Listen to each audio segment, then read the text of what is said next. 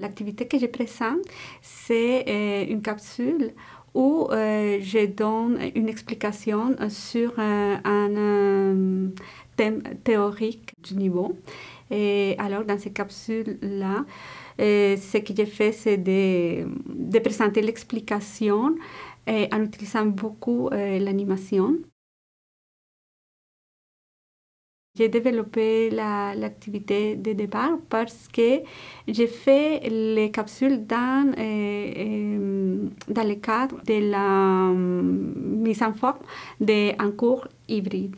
Alors, je devais faire une partie en ligne. Et j'avais choisi de mettre dans la partie en ligne tout ce qui a rapport avec les concepts théoriques. Et alors, la meilleure façon que j'ai trouvé de le faire, c'est de réaliser toute une série de capsules avec des explications.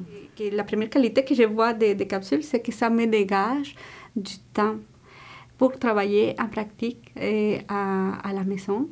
Et je considère que pour acquérir un certain nombre de notions ou de concepts, les étudiants n'ont pas vraiment besoin de m'avoir moi face à face. On peut le faire à travers des capsules. Ça nous dégage du temps et en classe pour travailler des compétences de plus haut niveau en classe où les étudiants ont vraiment besoin de notre rétroaction constante. Alors, je pense que travailler la théorie grâce aux capsules, c'est très avantageux. Il peut l'arrêter, l'avancer, la regarder quand il veut. Et alors, je trouve que ça a beaucoup d'avantages. Et aussi, l'avantage là, c'est la flexibilité, mais l'autre avantage, c'est l'autonomie de l'étudiant.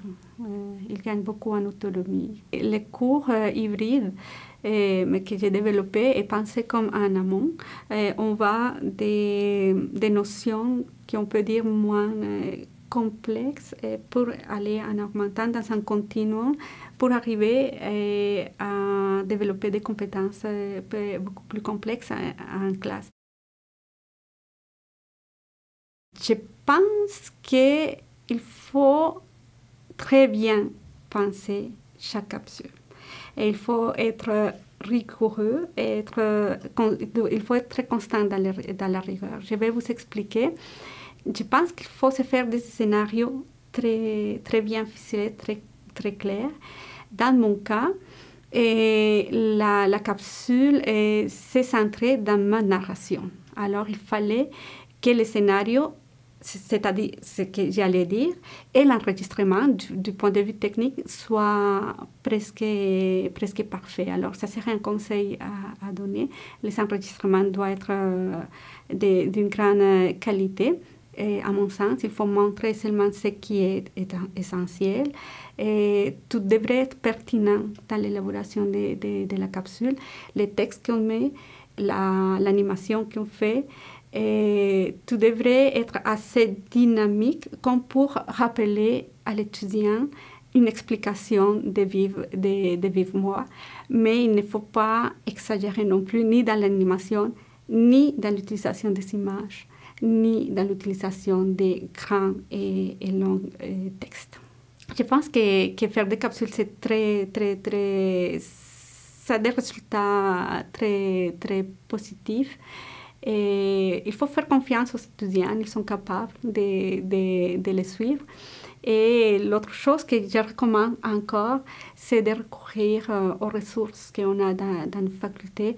Là, il y a des gens qui sont prêts à nous guider et à nous aider. Il ne faut pas faire ce travail tout seul.